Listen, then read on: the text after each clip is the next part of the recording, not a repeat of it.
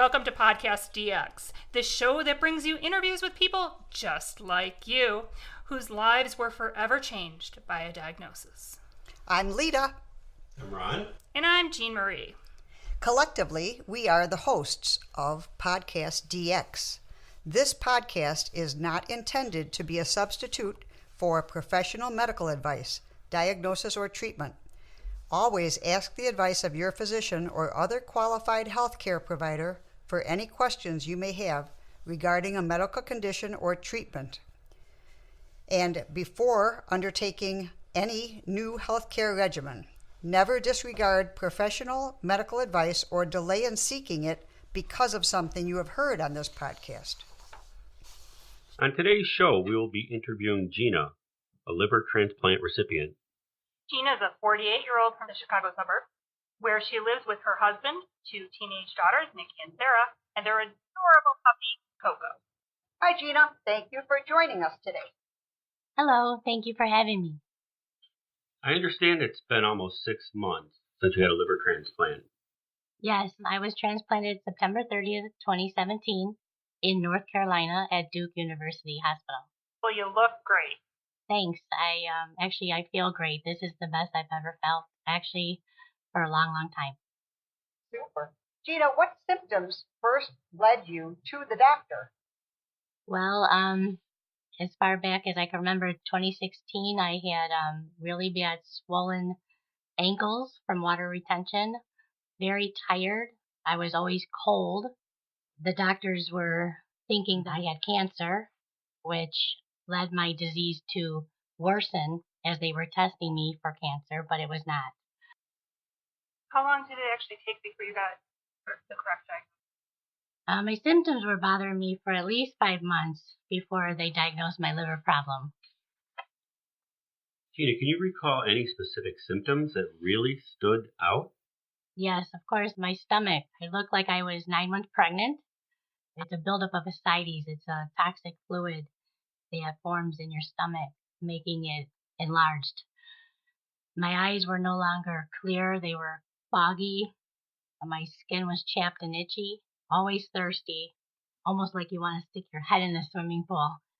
I lost my appetite. I had dry heaves, almost throwing up, but not quite. Always had leg cramps. My calves were so painful they'd wake me up at night. I would try standing up. They were very painfully twitching, and the muscles would cramp up. It's like a Charlie horse times 10. Very painful. Terrible, terrible. Were there any embarrassing symptoms that you had? Yes, actually. So glad to see that. Yeah, I had bad case of diarrhea all day. I would go maybe 8 to 10 times a day, never knowing when it would attack, but usually when I was at Target or Walmart shopping, and I would have to use a public bathroom for no reason at all. My nose would start bleeding, and it was on a daily basis. Terrible. Did anything help relieve any of your symptoms? Well, for the chills, I would layer up. I would layer clothes, use the electric blanket at night, wear socks, which I am not a socks person. I also spent time in the sun, which helped. I never used air conditioning or a fan, never wanted to cause a breeze my way because the chills, the feeling was intense. You mentioned that you were always thirsty. How did you deal with the thirst? Even though you're thirsty all the time, the doctor puts you on a water intake a day. So I was on a 2-liter a day intake of liquid. After my water intake, I would move over to a frozen Freezy Pops. Sure, like a popsicle. Yeah, because the popsicle had flavor to it, and it would break up the monotonous taste of the water. Also, they give you a little sponge-like device at the doctor's office where you dip it in water, and you kind of suck the water out of this little sponge, and that helped. Did did anything help with the swelling that you had? You said your stomach was swollen? Yes, actually, there's a procedure they call paracentesis. Wait a minute, what is? Paracentesis. You're in the hospital, outpatient procedure where they go in to your stomach with a needle-like device, and they hook up a hose to glass jar liters, and the fluid is flushed out of your stomach, out of your abdomen.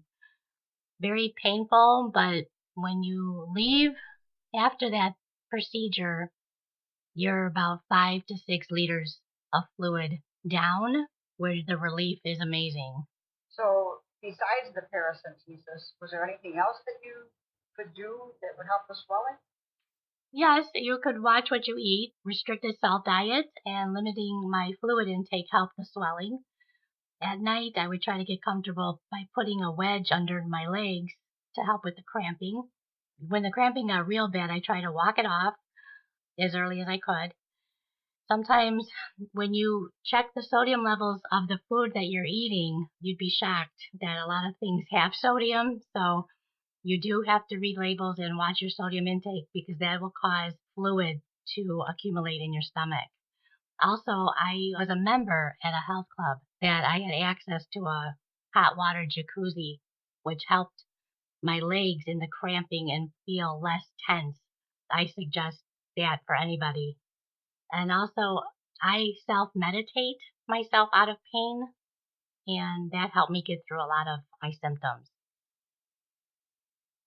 Oh, that's really great. That's probably a good suggestion for anybody. Did you know what to expect when your doctors actually informed you that you had cirrhosis or No. end-stage liver disease? I didn't even know really. I've heard of cirrhosis of the liver, but I never really knew what it was or what it detailed.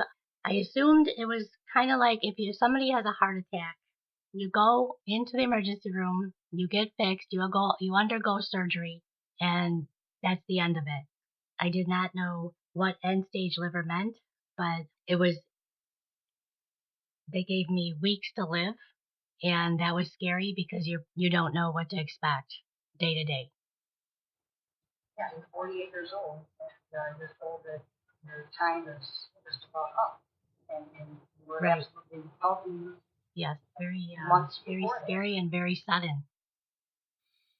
I understand that the hospital provided a number of classes to help prepare you for life with a new liver. Yes. Can you explain? The hospital, they go over everything that you need to do to prepare yourself before transplant and what you need to do.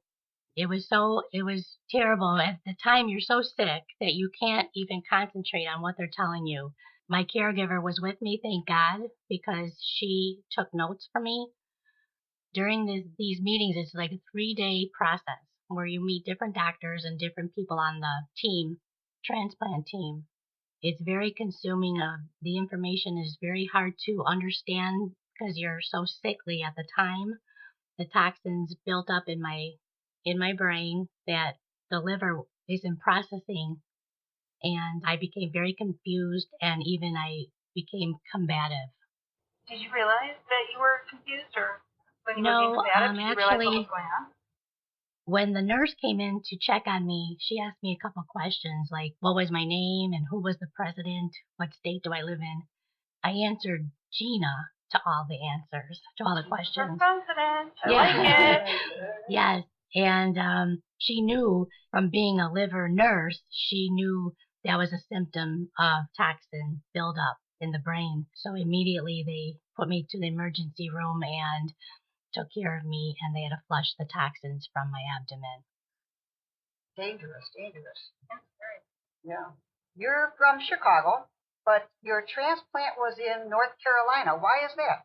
Yes, well, I heard that some regions have faster results and you could register in more than one region. My caregiver told me about North Carolina because I was actually listed in Illinois where I live for over a year at Loyola University. When she told me about North Carolina and the turnaround and the fast transplant turnaround that they have there, I flew down, I got on their list, and I got on their list actually in August of 2017, and I was transplanted September 30th, 2017. There's definitely a lot there. What would you say was the worst part of this process? The worst part, it was waiting. Waiting to, you don't know when you're going to get the phone call for the transplant, getting sicker by the day. ascites and the fluid retention in my stomach, hurting, constant swelling, bloating. My legs were starting to give out because they were so swollen. Felt like my skin was going to rip open. There was nothing that they were prescribing me at that point that was helping me to get any kind of comfort. My sleep was lost. It was painful, actually, to even take a deep breath because the fluid was there was so much fluid in my stomach. It was pushing the rest of my organs up through my chest and caused hard to breathe. It sounds awful. Did anything at all help with the swelling? Well, doctors told me to wear compression socks, trying to stay positive thinking and moving about, staying busy with my everyday life. The swelling in my stomach, like I said before, was relieved through paracentesis. That was the draining of the fluid at the hospital. Sure, right.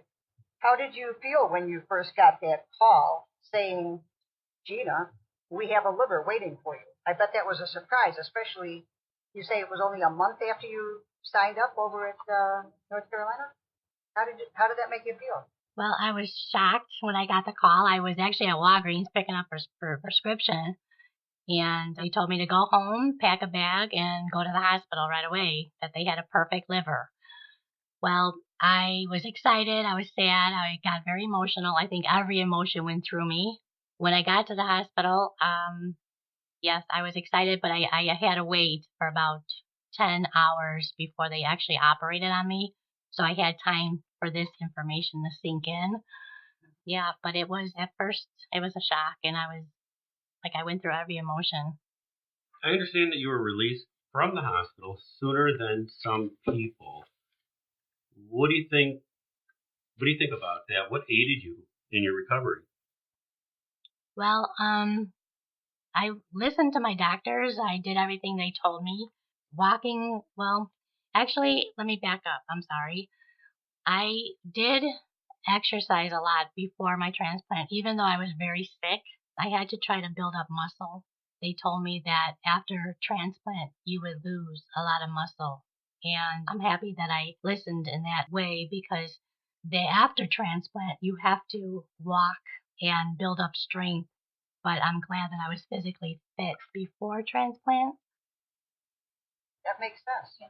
Also, I'm sorry, but also eating healthy as much as you can. You have to, a lot of protein, low sodium. I ate chicken and peanut butter, nuts, protein bars, protein shakes, anything with high protein that would build up muscle mass. Did you have to take a lot of medication? After transplant, yes, I was on 40 pills a day. Wow. And it was 4 times a day. So yes, when the pharmacy rep brought in the pill box the day before I got discharged, I said it looked like a fishing tackle box. I thought to myself, there's no way that I would ever understand this. I'm not a pill person, and I didn't think I could do it. But as time went on, I now fill up my pill box blindfolded, actually. But I'm down to 16 pills a day, so there is a big difference. Yeah. That's a lot to swallow. Yes. All right, to be serious, since then, has anything else changed after the procedure? Yes, I mean, I've learned that I have to stay very active. Walking is important. I wasn't able to lift anything 5 pounds or heavier, but now that I am 6 months out, I am able to lift 25 pounds and more. I mean, I have to watch what I do because they don't want me to get a hernia where the incision is. Absolutely, there's no smoking, no alcohol. Even sun exposure is considered high risk because of the medicine that I'm on can cause skin cancer. And you have to keep an eye on your vitals? Yes, every day I have to check my blood sugar because of the medicine intake can raise my blood sugar. I have to check my temperature, make sure there's no type of fever or virus going on. I maintain a healthy diet. And again, I do high protein and low sodium. And were there any foods that you cannot eat? Or that now that you've had your procedure, is there anything that interferes with your medication?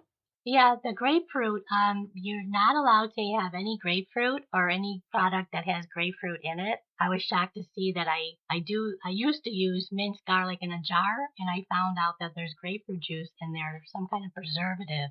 And yeah, I was shocked. So you have to read every label. You have to make sure the product is dated, and if you can't read the date, don't buy it. Don't chance it. If you touch something at the grocery store and it's supposed to be cold and it's not, don't buy it. Also, I would always use right after transplant, when I was going to the stores or restaurants or out in the public, I would wear face masks and I would bring wipes and wipe down everything, handles of the grocery cart, even menus at the restaurant. That's probably a good tip for everybody. Did anything make your recovery period easier? While I was recovering at my house, I had a very great caregivers taking care of me. But also when I was by myself, like taking a shower, I did use a grab bar in the shower. I did use the handlebars on the toilet seat to get up and down because you are still sore. Compression socks would help my legs from getting too swollen. Squatty potty would help so you don't have to, I'm sorry, but push while you go to the bathroom. You don't want any tension around that incision. Also, like I said, the antibacterial wipes are very good. Use them, Lysol spray, wipe down everything. Just be cautious, be careful, and you don't want to catch any germs if you can't help it. Right. All of those products that you recommended, the Squatty Potty and the handlebars for the toilet area and the grab bar for the shower, will be listed on our website for purchase for anyone that's interested. And we'll be adding these products from the Amazon website directly for you so that you don't have to search too hard for these helpful products. Thanks, Gina. That was good information. What would you like our audience to know about the importance of being an organ donor? Well, I personally was never an organ donor myself, but now what I have gone through, I totally condone it. I think everybody should be a donor. If anything of ours can help 2, 3, 4 people by being a donor, I say definitely do it. That is an amazing story. Do you have any other advice for the listeners out there? Oh, yes, I do, actually. When you go to the doctor's office, make sure that you tell them exactly your symptoms. Like if you're feeling like you have a headache every other day or sore throat once in a while, just tell them everything that you feel, or tell them you're a drinker, or tell them that you do diet pills, or just be honest with them. You're there for a reason. They're not going to judge you, and possibly they'll test you, and before a disease occurs, they can help you and treat you. That's great. Thank you so much, Gina. I want to thank you on behalf of the PodcastDX staff and our listeners, and we really appreciate you taking the time today to speak with us. If you have any questions or comments related to today's show, you can contact us at PodcastDX@yahoo.com, through our website, where you can link to our Facebook page and also see more information as we build our site. Please go to PodcastDX.com. And for our listeners, if you have a moment, please give us a 5-star review on iTunes Podcast.